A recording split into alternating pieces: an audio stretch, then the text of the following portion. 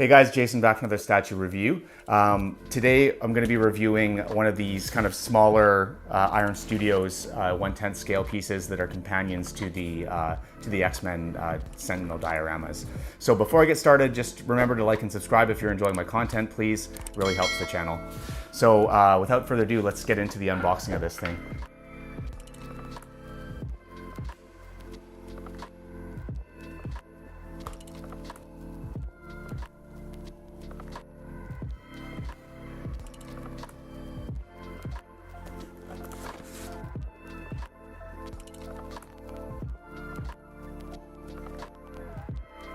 Now let's get him out of the packaging.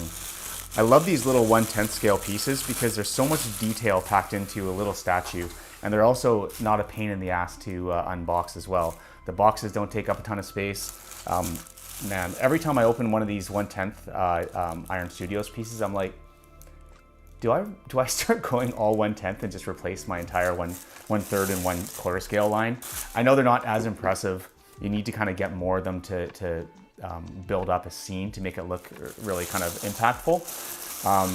But man, just the amount of storage that I need for those boxes for the 1/3 scale especially, and the amount of pain and suffering I have to go through to carry all these things around, especially when I moved, it makes me really appreciate these small ones more.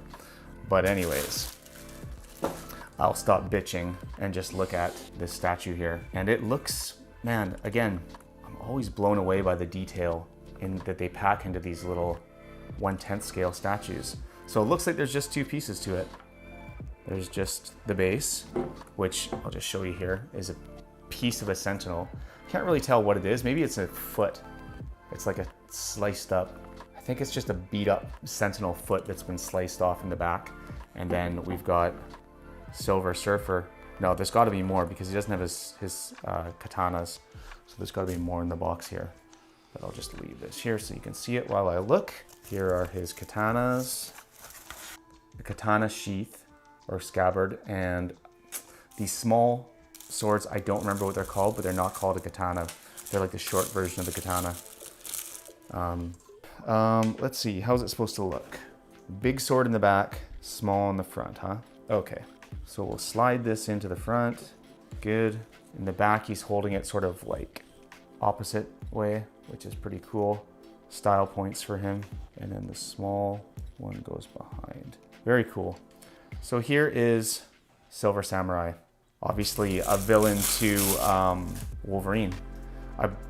I don't know a lot about this character, if I'm being honest. I don't think I ever read a comic book with him. I just know him from the X-Men's Origin Wolverine movie, which is embarrassing to say, but unfortunately it's just what it is. My X-Men knowledge really sort of is around the Jim Lee era, and especially when it comes to the cartoon. I read a lot of the comics around that time, but I didn't read anything that I remember that had Silver Samurai, so I can't give much of a backstory to him, unfortunately. But I am trying to get a number of these X-Men sort of standalone pieces that go with the diorama, even if I don't really know the characters that well. If I like the look of the characters, I'll usually pick them up. So this is one of those examples. He's going to be a nice pop against a lot of the other characters because they're all fairly colorful, and he's sort of more uniformly silver. That's the name, obviously, but it's a good look. So there you go, guys. I'm not going to do a review of it because it's just, there's not a ton here to review, but I will say that the detail in it is really fantastic, and like everything that Iron Studio seems to be releasing these days, they're knocking it out of the park. I can't wait to see what's coming next with some of these smaller scale statues in the X-Men line, because they're doing some characters that you wouldn't normally expect. I guess because they're a little bit smaller, a little bit cheaper to produce, they can take some risks. So very much looking forward to what's coming next. So again, guys, thanks for watching. Again, like and subscribe if you are enjoying the content. It really helps my channel. And until next time, later.